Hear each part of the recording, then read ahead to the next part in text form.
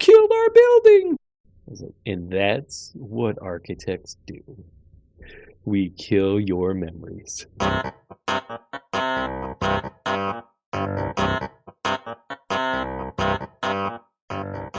What's architecture really about? Archispeak is a show that dares to peek under the architectural kimono, exposing what architecture really is, what it is that architects really do, and show you why we are passionate about our chosen profession. I'm Evan Troxel. Join Neil Pan, Cormac Phelan, and me as we have a casual conversation about all things architecture, which includes all the stuff people don't talk about. Think you already know what architecture is really about? Tune in to find out.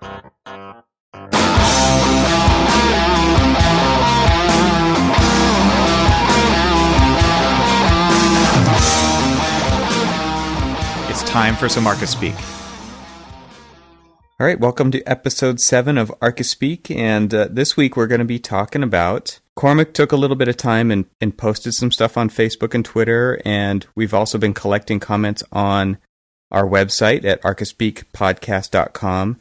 And for everybody listening, you can follow along with links and items that we talk about during this show on our website. And if you go to episodes, you'll see that here at episode 7, we're going to be following along there. Cormac, you recently have given some presentations to some third graders. Oh, yeah.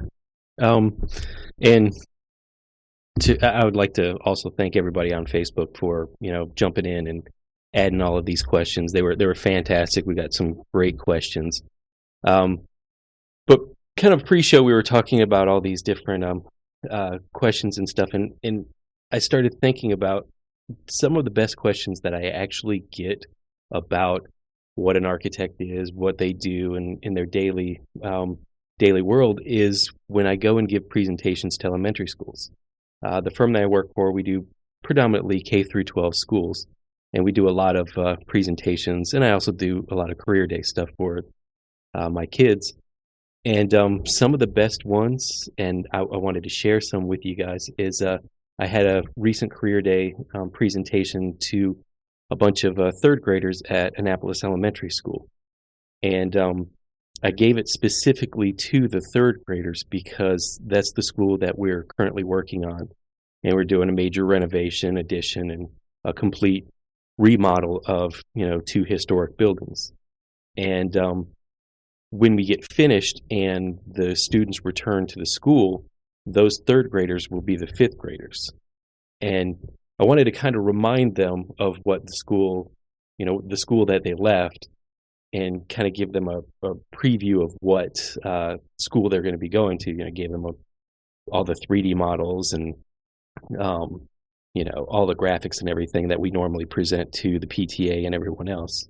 But after everything was said and done, we gave them a kind of just a Q&A on what it is that architects do. And they're the ones, third graders, more so than architects or adults, give some of the best straightforward questions about it.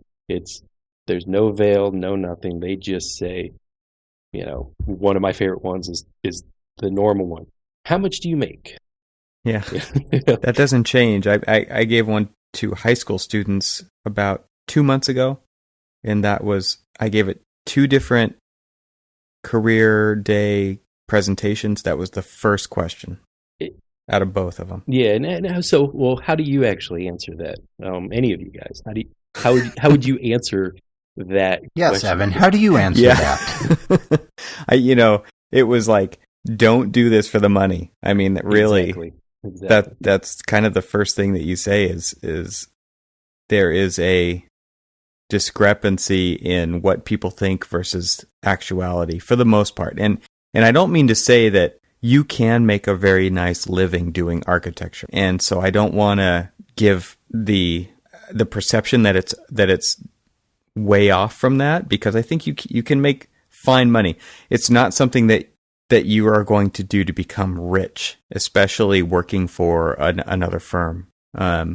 And that's not why you should be doing it anyway. I mean, if you are, I would probably question your motives anyway. But it's one of those things where, and how I try to explain it was, you you either know that you are supposed to be doing this, or you know that you are not supposed to be doing this, and you should be looking for something else. Well, let's not also forget, though, that there are a number of architects out there that act as developers themselves and go out and develop their own projects. And there's money in that. It's not as easy as working for another firm, just sitting there doing your designs and drafting and getting your projects through. But there can be money in that, and that can come from an architectural education and a background. Yeah, and I think like I've told a lot of people about this, but I learned a long time ago that Nike hires architects to design their shoes, and so there is money in architecture. And if money is your main motivation, I'm sure you can find it. But money is typically not the main motivation of people who are extremely successful in what I define as architecture. They're in architecture because of the experiences that they're able to create and how they're able to change our perception about architecture and how we view the world. They find their success in that. And so sometimes money follows that, and sometimes money doesn't follow that to such a high level, but it really isn't about that. It's about doing what you are meant to do more than it is about making money. Well, that brings up another good one of the questions on Cormac's list here from the third graders was, what's your favorite part of the job? So that kind of folds in nicely. I mean, if part of what you enjoy doing is designing and building, seeing what you design and what you draw actually being built, and then and having people affecting their lives and hopefully in a positive way, and that can be a really great part of this. And so I know that's one of my favorite parts is seeing your vision, which hopefully comes out the way you want, and then how that affects the people's lives. So a lot of the remodel or addition work that I do, has a real impact, and they're usually coming to me for they have a need. They don't have enough room, or they want to improve a part of their existing house, and they just don't know how to do that.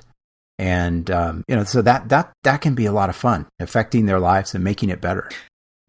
Yeah, and I think there's a lot of things that you just talked about that we could go into, and Neil, I think that you have a great opportunity as working mostly in residential to affect people's home life. And I this is something that I've been thinking a lot about lately, working in the public realm, because, I would love to work and do some residential projects, because I think architecture at its root is about affecting people's lives.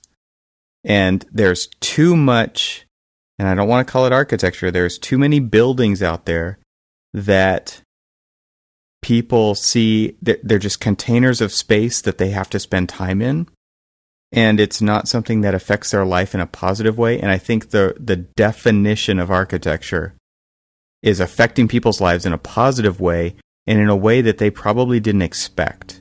And so it's something that creates an emotion in you. And that's really where, and another question that came up when Cormac started asking about this online was, when did you fall in love with architecture? And for me, it was when I figured out that buildings can affect how I feel. And when I went to Washington, D.C., and I think I've talked about this in a prior episode, but it was the first time when I was in a public building where it sat me down and said, stop and take it in and think about this. And how does it make you feel? And it made me say, whoa, this is something much bigger than I ever expected. And I think not enough people get to see that or experience that. And that's something that I want to change. That's out there in the public realm. I want people to be affected by it. And that's what art does to people. That the true definition of art to me is it makes you feel something. It can make you feel anger. It can make you feel happiness. It can make you feel peace. It can make you feel like you're a part of something bigger. There's a lot of things it could do. Well, my biggest thing is, and it kind of wraps into the a variety of different questions that came from the third graders. But I noticed that my pure joy of architecture is honestly, and this isn't any cheesy response. It's the truth. It's every bit of it. It's watching the stuff that you toil over, through meetings and scribbles on the table and in little post-it notes and bumwad and all of this other stuff as it moves through the whole process and it becomes a building, and then experiencing that building through not just your own eyes, which is kind of a renewed view because you've spent, good example is this Annapolis elementary school building. I've spent years on this so far, and we're only at 31.2% as of our last pay app through construction. Compare that to a doctor or lawyer, another professional in the workplace who sees multiple clients per day. Oh, yeah. Right, and you're spending, for instance, I'm spending from 2011 until 2016 on the project that I'm working on. I started this elementary school. We did our feasibility study in 2008. We did the scope study in 2008. Did the feasibility study in early 2009.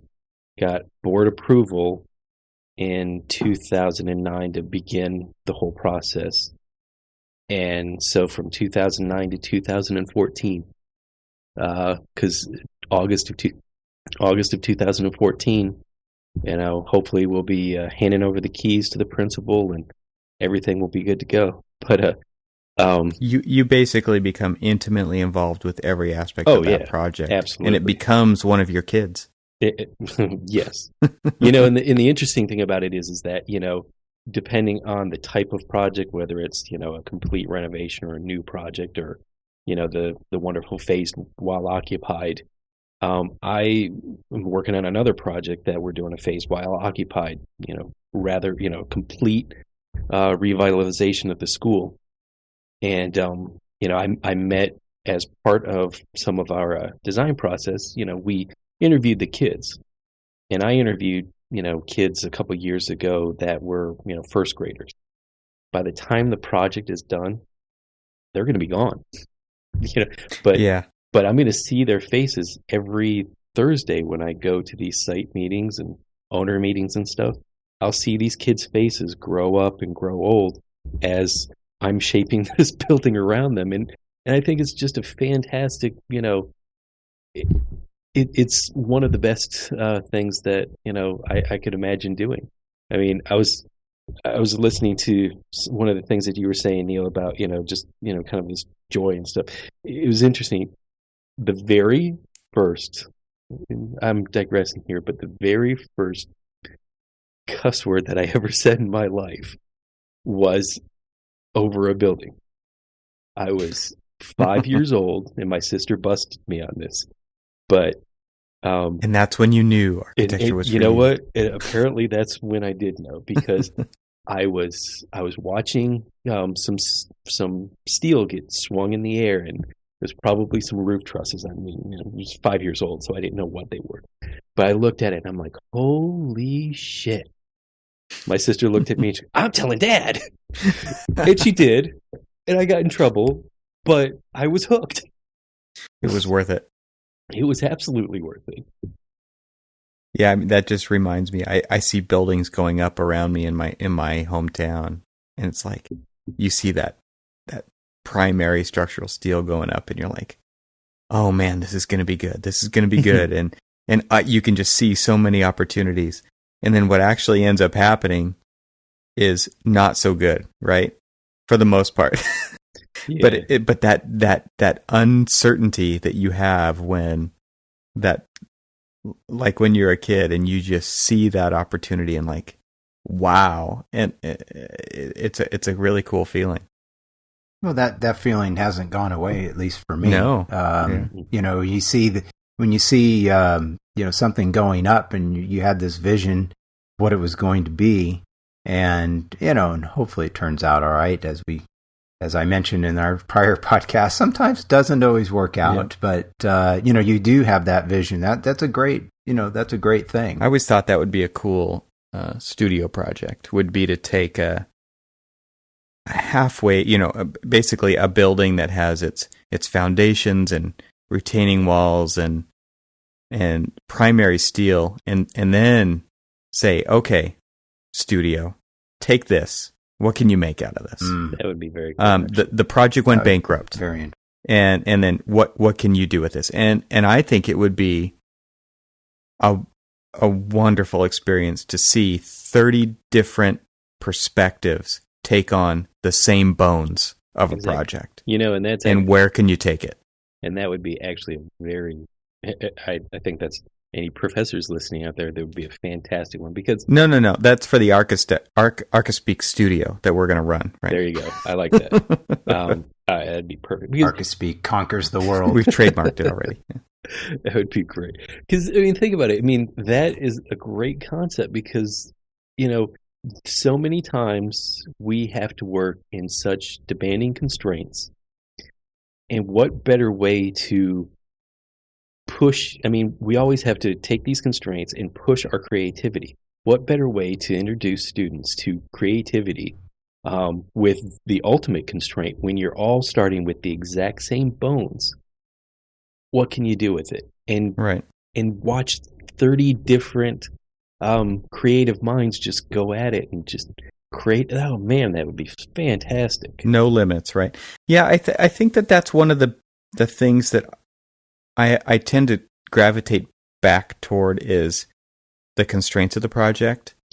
Even when you're done with the project, you as the designer, the project manager, what those constraints were, but you also know that people who are going to experience the project are not aware of what those were.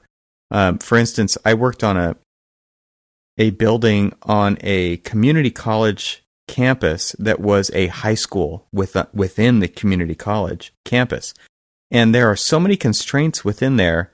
There were seismic zones. There was these invisible items, and if you were to go there and experience the building, you might say, why did they hang the library on a second floor over nothing and cant the columns underneath? And you would never know the answer to that if you were just to show up one day and see the building. And I'm wondering if that's kind of something that architects could help tell the story of their building, either to the users, which, the users may be aware of it, but they may not be, or in a kiosk kind of a situation in the building. But how do you tell the story of how you got to that final place with the building? Because I think that those stories help kind of propagate ownership over that building within the user group.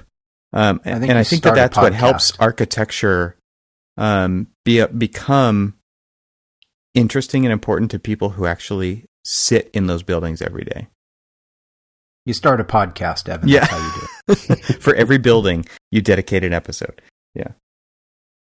Well, you guys talked earlier about the projects that you guys typically work on and how long they take, in years, and that's definitely not always true in residential. I do know some projects that actually I was involved in one, a very small project actually, that did take almost 2 years, 2.5 years before it was completed, and that had a lot to do with the clients and the jurisdiction actually. But a lot of residential projects can take just a few weeks sometimes, or just a few months. When I did production housing, we would do sets for entire tracts of houses in 12 to 16 weeks or so.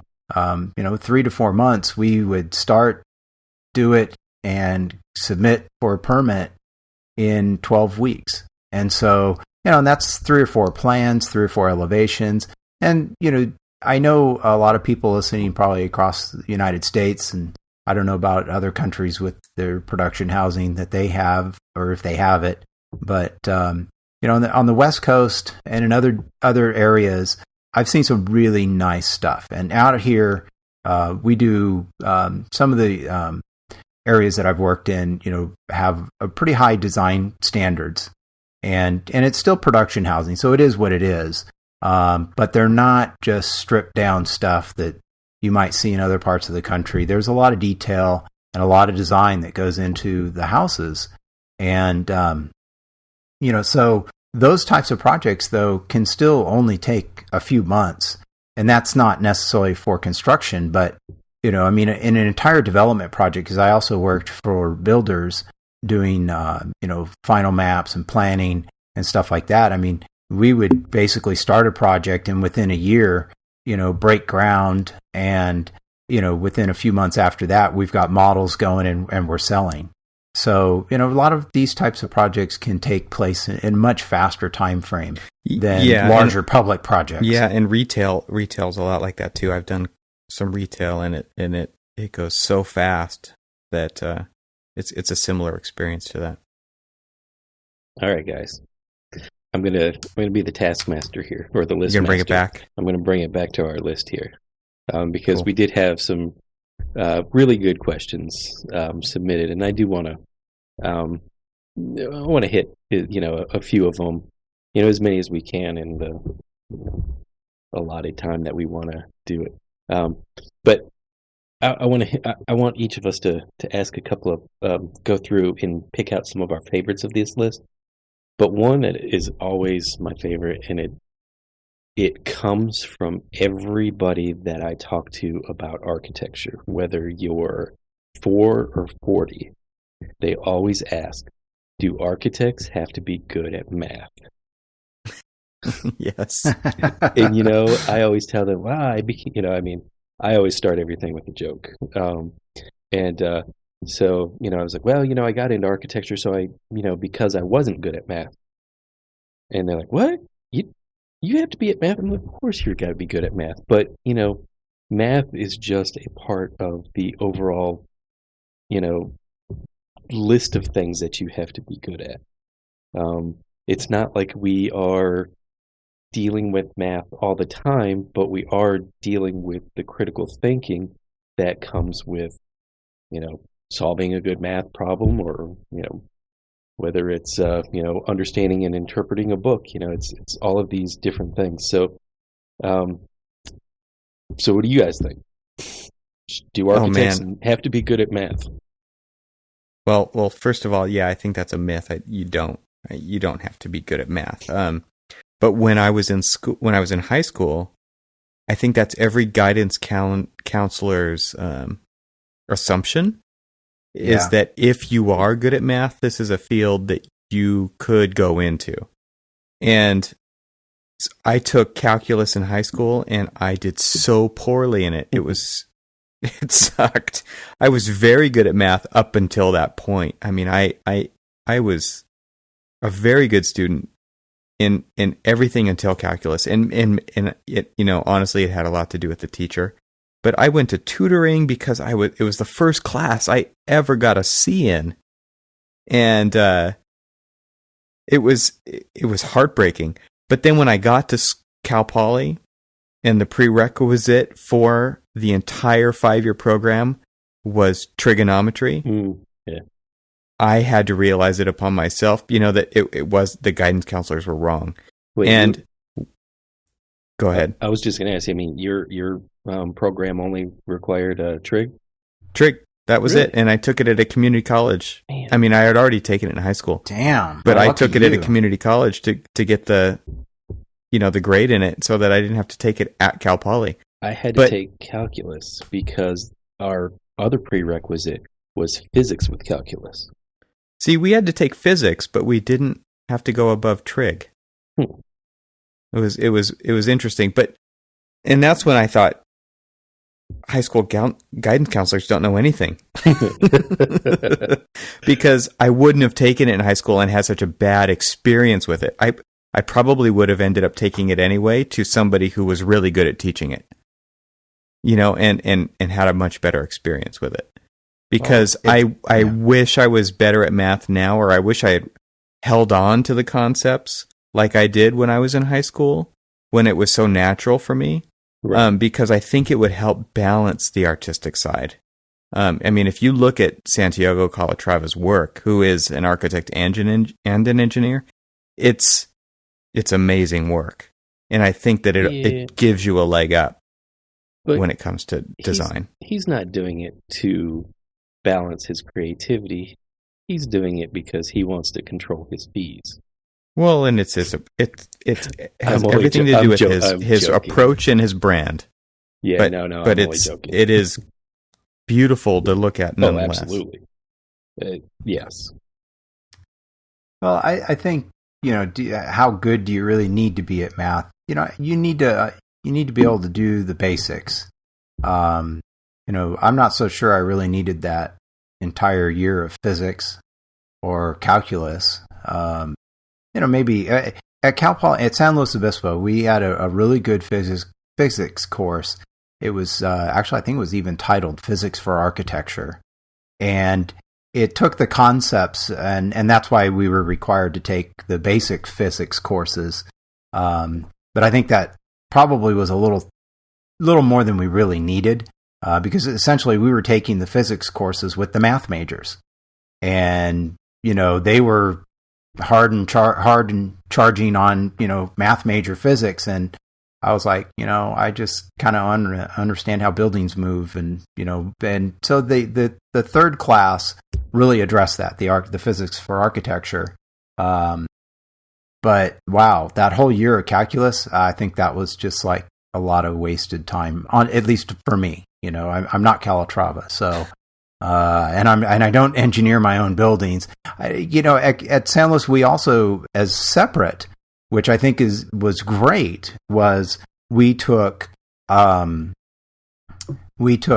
classes for engineering, and so that included things like wood design and steel design, and also concrete design. And I'm not so sure how much of the physics was directly related to those courses. I can't remember, but I don't remember a lot of that. It should have been a lot. Well, no, it should have been. But I mean, once we had the basic formulas, and the concepts of how you design in those materials, I guess, I don't know, maybe I'm just forgetting. It's been a while. But, I guess it did help. You had to maybe know the basics, but wow, a whole year of that stuff, that was pretty brutal. Well, let me ask you this, because this is actually a follow-up question to do architects have to be good at math? And because both of you have talked about, structures one way or the other, or engineering one way or the other, and then kind of bringing it to one example of Calatrava. And how much do you guys actually design or are actively involved with the overall design of your structures? And I'm not talking about just, okay, here's my shell, I'm going to pass it off to the engineer, and the engineer is going to basically think it out and, get back to me and say, okay, well, we're going to need to have a cast in place concrete wall that's cantilevered because it needs to be a 2-hour rated wall. I'm not talking about, we, at one of the firms that I used to work for, in fact, it was one of the first ones after graduation, worked for a few before, but this was the first one after graduation. We never passed off our building to our engineers until we at least fully laid out the overall guiding concepts of our structure, because we wanted to always maintain, because a lot of times we would do exposed structures and things like that, and we always wanted to maintain a, kind of that aesthetic control over the structure. And I'm just curious, how much do you guys do that now? And is that something that you guys concern yourself with, or is it something that you just collaborate with the engineer, or do you have like a, I don't really want to say overbearing kind of control of it, but do you do a lot of guiding to the engineer? For me, it really kind of depends on the project. For most, remodel type work that I've been doing mostly the last few years, it's not critical. A lot of that's going to be hidden. There's nothing really fancy going on. We don't have a lot of exposed things. So it's not as important. Although I will say that being the case, though, when I'm designing it, I understand the concepts of how essentially it's going to lay out. I may not have, exactly how it's going to go, but I understand, hey, I can do X and I can do Y because I have a basic understanding of how this can be put together. And so, so I'm not necessarily laying it out for them, but sometimes I will actually, and sometimes that'll come back to me. But when I've done higher end custom work, there's been more interaction with the engineer because things are going to maybe be exposed, and there's much more of a customization going on, and so you have to do that. At least that's what I've mostly been involved with. But when you're doing, residential, just a lot of production, which I've spent a lot of my career doing, there's very little of that you're really directing it. But that's, again, based on the type of work that I've been doing. I would suspect with Evan, like you posted a picture today of this most amazing three-dimensional section perspective of a building you're working on now. And I was just like, wow, that's a great study model. And obviously you have to have a decent understanding of how that can be put together in order to generate even the model. Yeah, and I think, Cormac, you kind of laid the groundwork in the question of how I tend to work with my teams. And this leads even back to the math question, which is you have to have a really good sense of what it's going to take to do it, even if you don't understand how to do it yet. And it's kind of an instinctual feeling that you have when it comes to, okay, number one, I kind of know the rules I'm playing by. This is a CMU building. This is a wood building. This is a steel building. This is a concrete building. Okay, so where do I fall within there? What are my spans? When you start to think about engineering, you're thinking about spans and depths, and then are you thinking solid girders? Are you thinking trusses? Are you thinking what kind of footings? Are we thinking moment frame? Are we thinking brace frame? Are we thinking shear wall? And so I think that, what I'm going for is I'm not trying to think as a designer with a capital D, which we've talked about way back in episode 1 or 2. I'm thinking as an architect.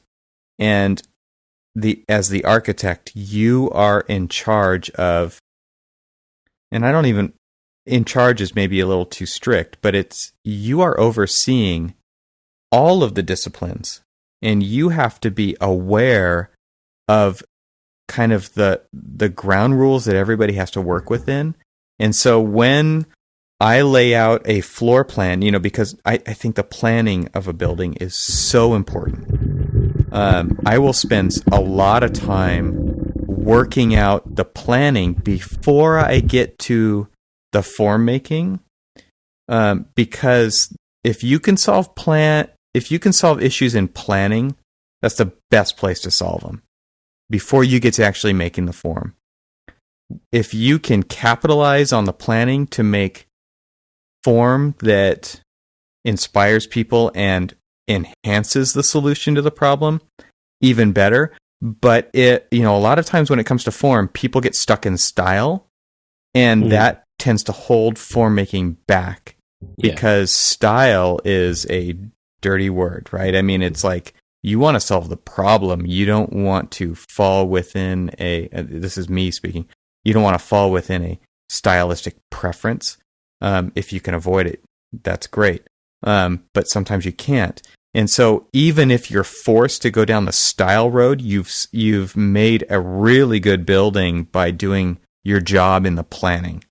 But so right after the planning is done, that's when I want to bring in the rest of the team and say, okay, how are we going to accomplish this structurally? How are we going to accomplish this with mechanical?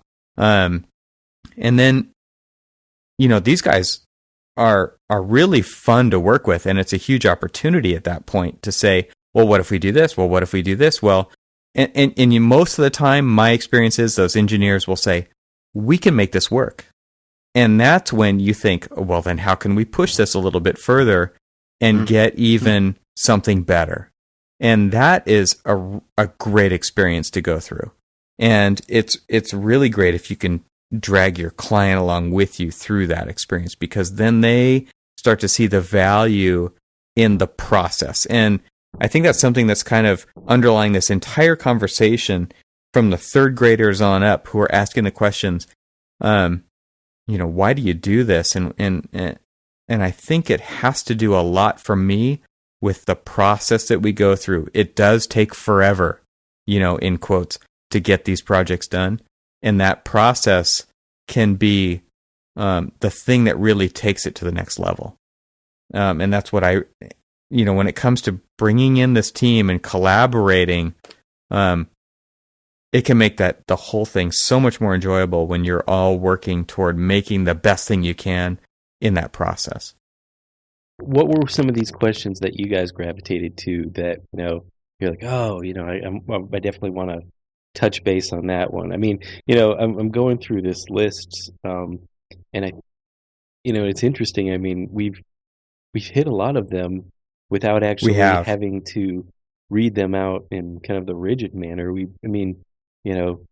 You were just talking about, forming a team, and, we got a great question from David that, was like, if you could form a team, and, you kind of asked a couple of different questions, and I think just, in the dialogue of the last answer of how you, go about,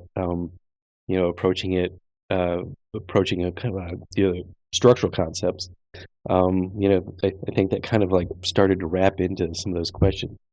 But I did want to actually bring up this one, and it was from Jason, and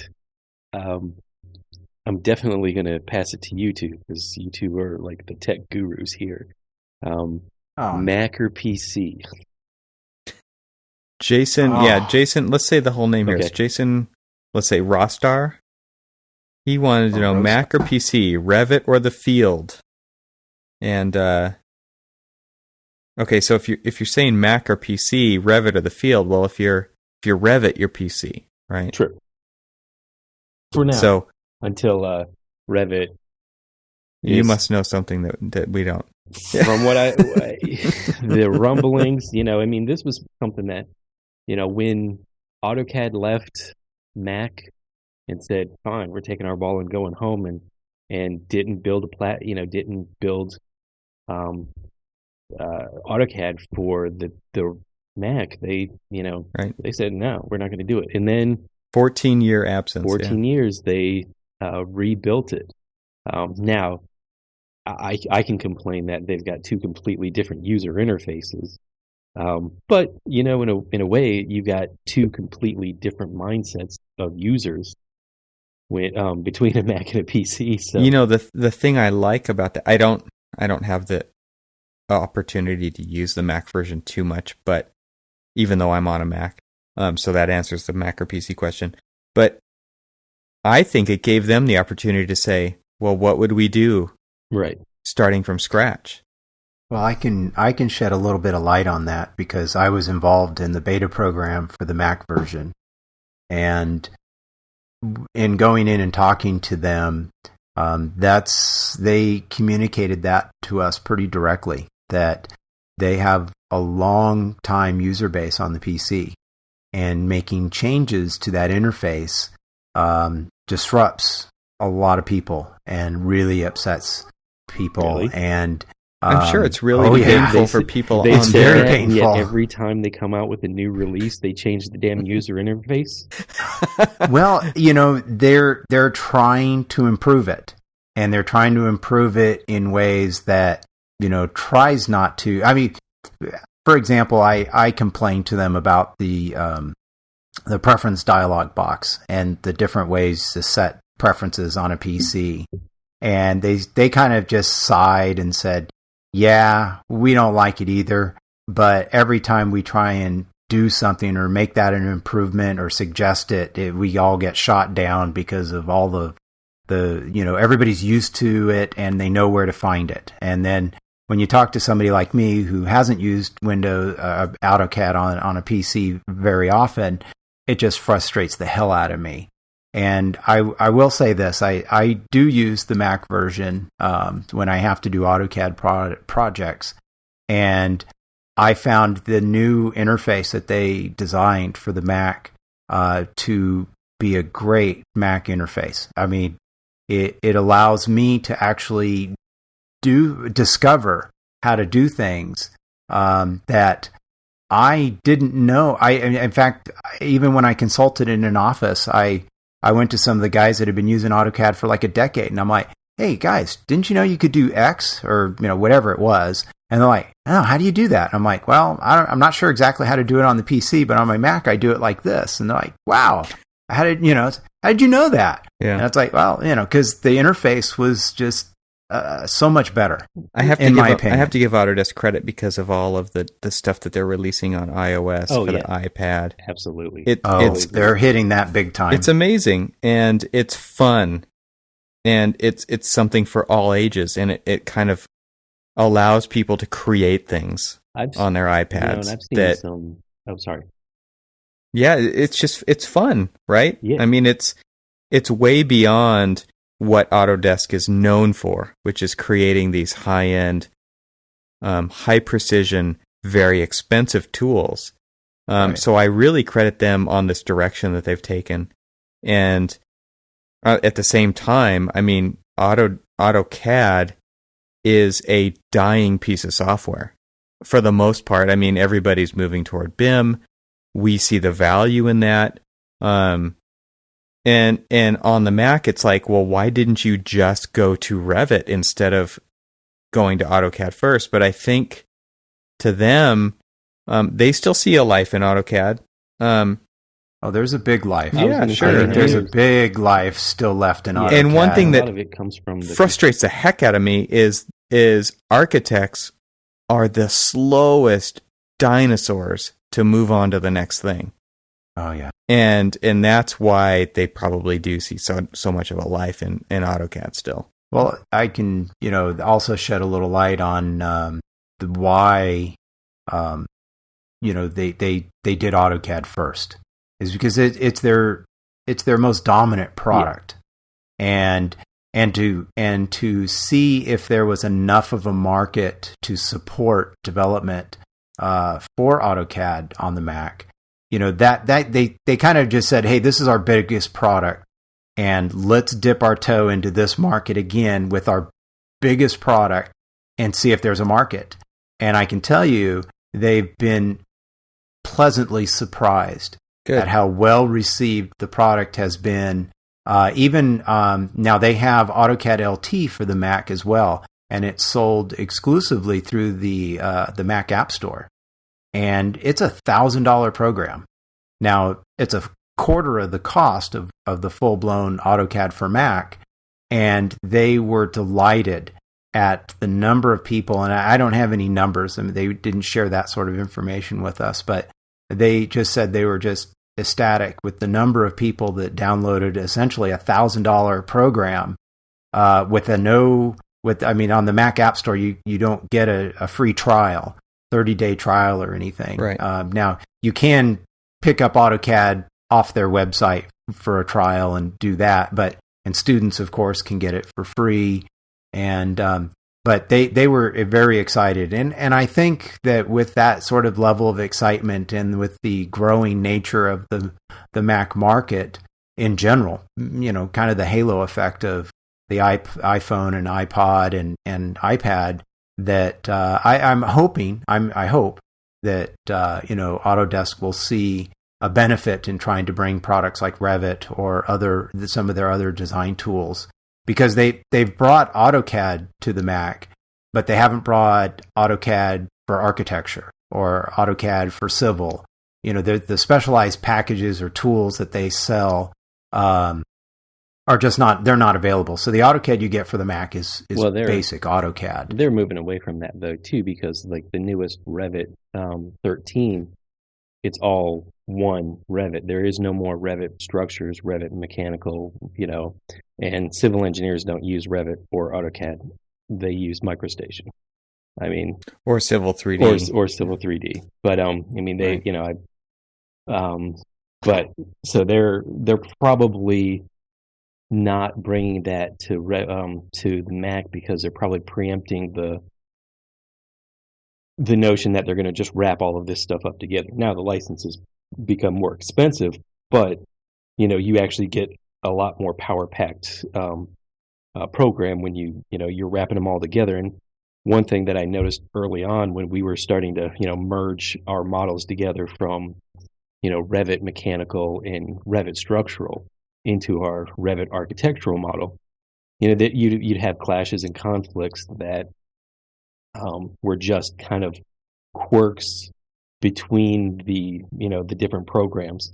And even though they were from the same place and the same company, and it was technically the same platform, there were just those little quirks that kind of created all those weird little clashes and conflicts. And now that they've, especially for 13, now that they've rolled everything in together, the project that I'm working on right now, we don't really see as much issues as we have. Everything, people can build off of each other's model a lot easier, and it seems to work a lot more seamless. But I did want to say one thing about when you were talking about the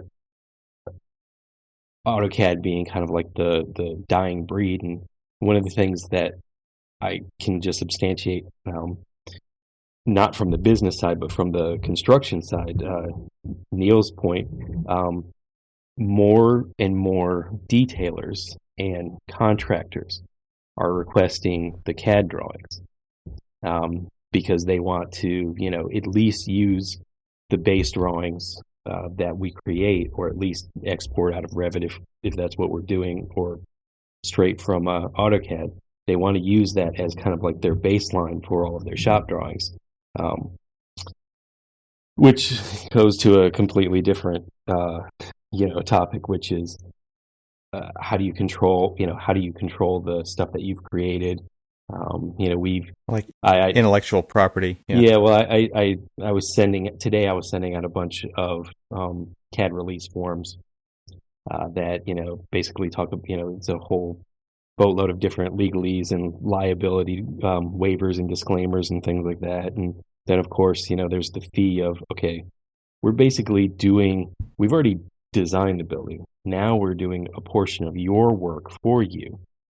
But what we're doing is we're, preparing those documents by cleaning them up, taking a lot of like notes off, ensuring that, it's either compressed or, bound and stuff like that, just so that, you're getting exactly what you need and nothing more.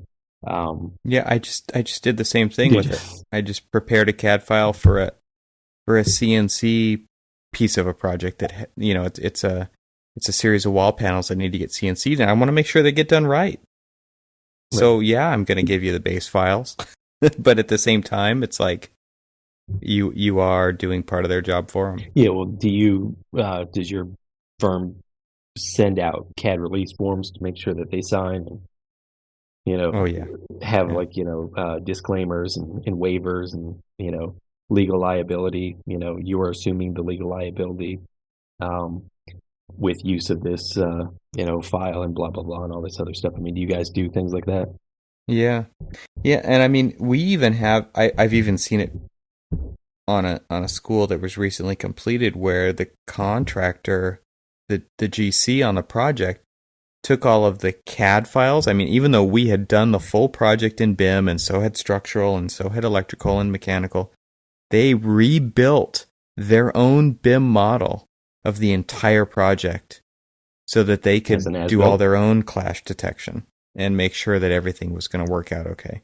And that was just like, so did they mind-blowing did they to do me that they would go to that length to kind of show the owner that they were proactively trying not to, go after change orders and give the wrong impression. Well, that's interesting. That's it was.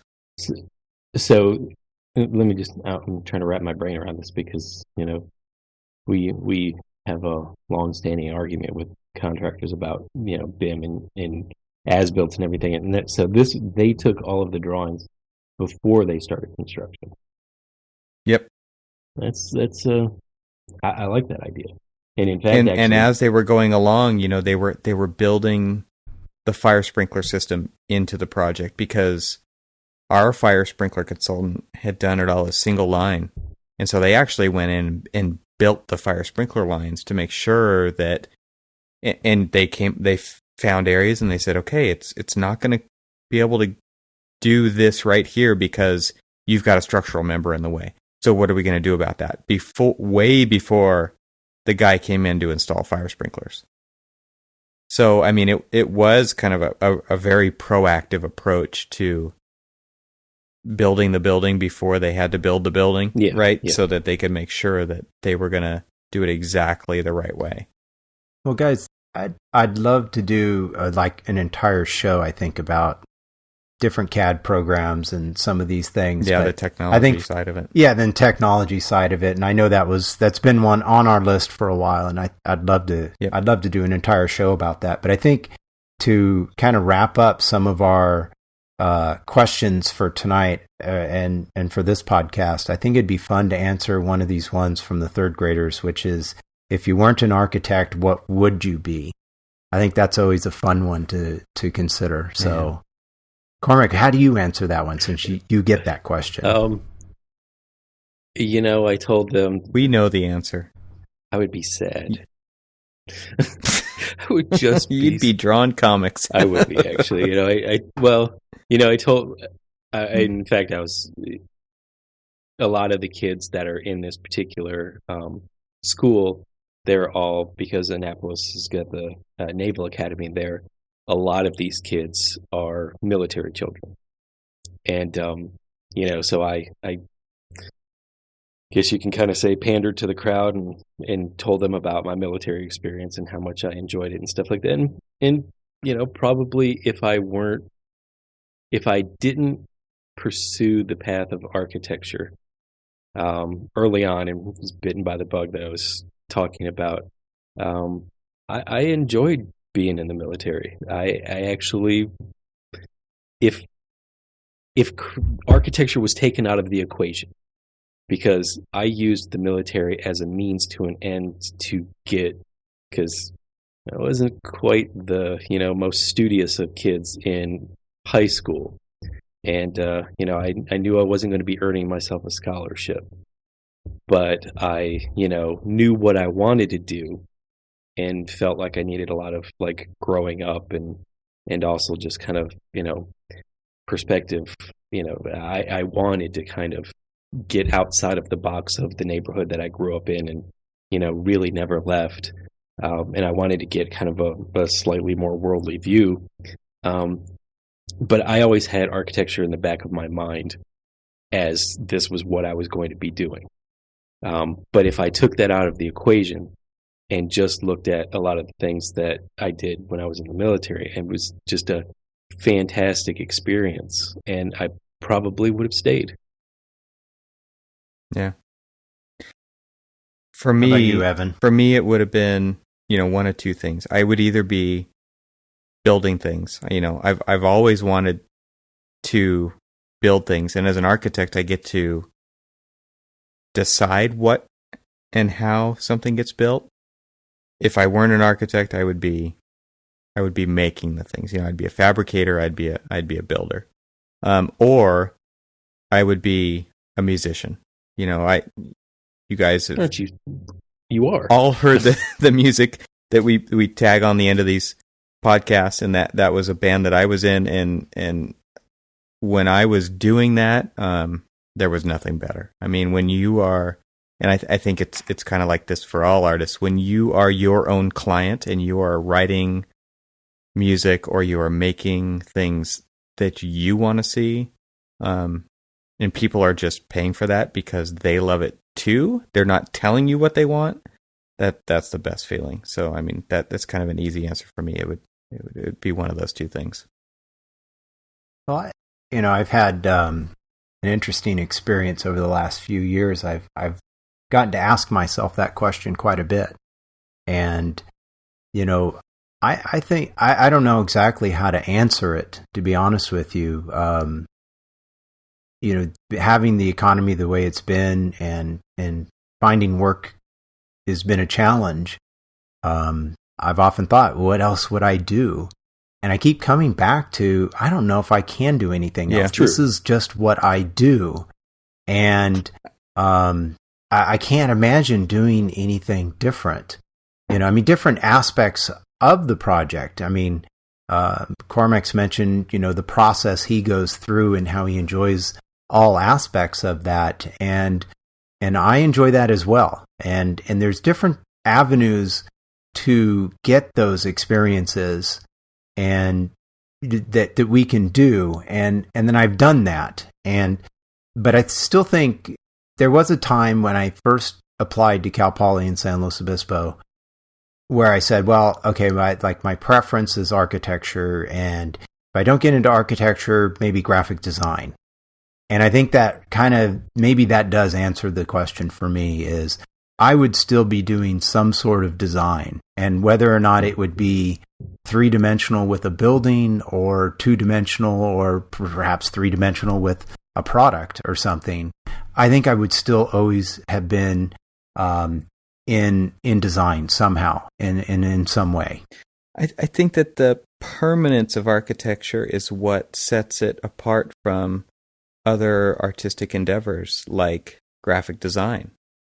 There's something about a building, and when we're designing, at least we should be thinking 50 years down the road. One of the things that is so, graphic design is a beautiful art, and there's a ton of meaning behind it. But in today's society, it's, on the web, it's so impermanent. It's passing almost, and that's unfortunate, I think. Well, but I think that's what leads me away from that toward something more permanent like architecture. But isn't graphic design, essentially, capturing the flavor of the moment? I mean, that it's taking your, not always, but it's taking your artistic abilities. I mean, I think we've all kind of hinted that we all love graphic design. Doing things like website design and cards. We probably appreciate it more than a lot of people. Probably, and so that's, because we're, the creative bunch, and we chose a job that is, in the creative class and all that other stuff. I think that we, gravitate towards things like that. But I honestly think that, with graphic design, I mean, it kind of, it's almost like the social art, it's capturing the flavor of the moment, and that's why it's always changing.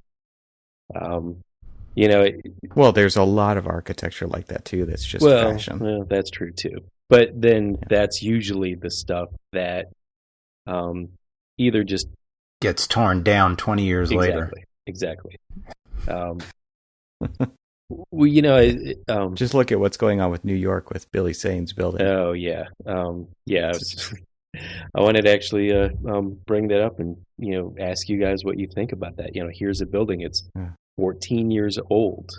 It is, it's on the cover of their, one of their books. It's, it's used as a great example of this textural, modern architecture. And 14 years later, the people who paid to have it built want to demo it. because it doesn't fit the style of the rest of what they're doing. Their overall vision right now, it just doesn't fit anymore. Yeah. Wow. It's heartbreaking. It is.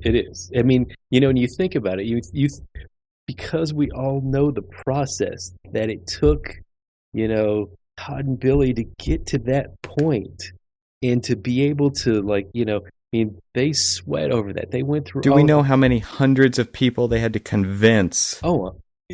Probably thousands, really. I mean, because they're on, one of the biggest stages, and, to face the criticism of, the architectural critics and the media and everybody else.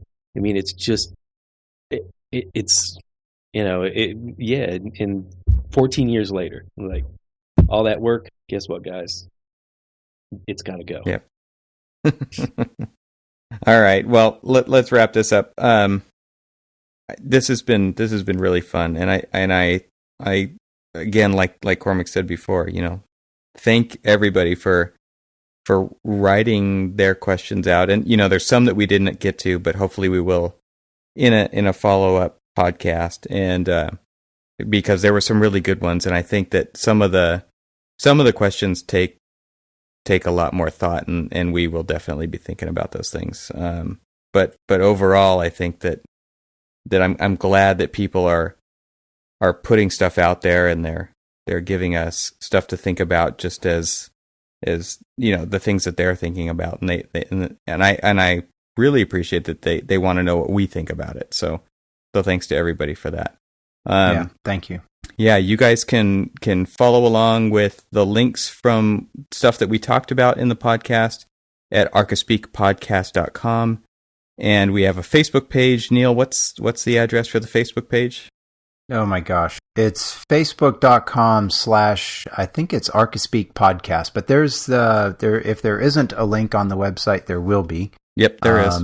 There is one. So that's probably the best way, is go to the website, click on the link, or if you're on Facebook, follow us, or I guess they don't follow online. I got to get my names right for the different social medias. I guess it's like us on Facebook, and then you can certainly post there, and even ask questions, and we can kind of try and respond to some of those via Facebook or even via Twitter at our own individual accounts, or on our main Archispeak Twitter account, which there's links for those also on our website. So the best way is go to the website. It's all there, and you can interact with us that way. Cool. And you guys can also follow us on Twitter at Archispeak, ARCHISPK. And I want to leave off with one little question that maybe people can think about and post. And that is, what are your obsessions? I think that that's something that I heard this week from one of the people who asked a question, Houston. He was in UCLA's graduate program, and he said the first week that he was there with Neil Denari, one of the questions that was asked was, what are your obsessions? And I thought that is such a cool question. So I thought we should ask that to the Archispeak community out there. What are your obsessions? Go ahead and post that to us on Twitter, on a comment on this podcast, or on Facebook. That would be awesome. So, Neil, how can people find you on Twitter? You can find me at Twitter at my first initial N, last name Pan, Pann. And Cormac? You can find me at Archetype, that's ARCHY_TYPE. And you can find me, I'm Evan, at ETROXEL, and that's on Twitter. All right. We'll see you guys next week. Bye-bye. All right. Bye-bye. Bye.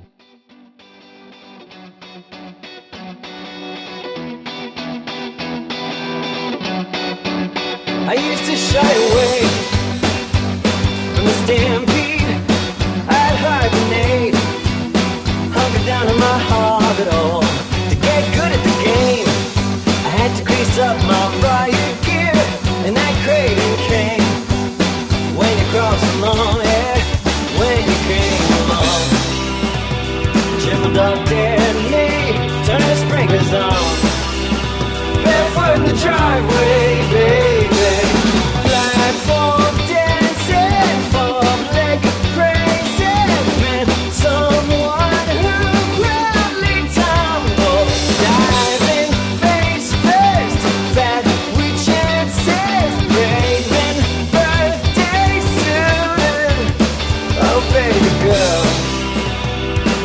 dog dare me, turn the sprinklers on. Barefoot in the driveway, baby. I get naked. What do I got for my birthday suit? My little piece of creation. I'm gonna shake my mama, gay mama, gay mama, gay mama, say thank you. What do I have what I want to do? I'm the perfect relation. I'm gonna shake, I got love for you, love for you, love for you, love for you. I got love for you. I got love for you. I got love for you. I used to shy away from the limelight. I tucked my face up tight my sleeping bag to build a better base. I had to fly my war paint right. I'm a better place since you made me upright. Love is never fight. Triple dog dare me, turn the sprinklers on. Barefoot in the driveway, baby. Platform dancing, public praising, friend, someone who probably tumble, diving face first, fat witch and says, braving birthdays to you. Oh, baby girl. Triple dog dare me, turn the sprinklers on. Barefoot in the driveway, baby. I get naked. What have I got for my birthday suit? My little piece of creation. I'm gonna shake my mama, gay mama, gay mama, gay mama, say thank you. What would I have what I want to do? I'm a perfect relation. I'm gonna shake, I got love for you, love for you, love for you, love for you. Get naked. What have I got for my birthday suit? My little piece of creation. I'm gonna shake my mama, get mama, get mama, get mama, say thank you. What do I have what I want to do? I'm a perfect relation. I'm gonna shake, I got love for you, love for you, love for you, love for you. I got love for you. It's ridiculous how much love for you.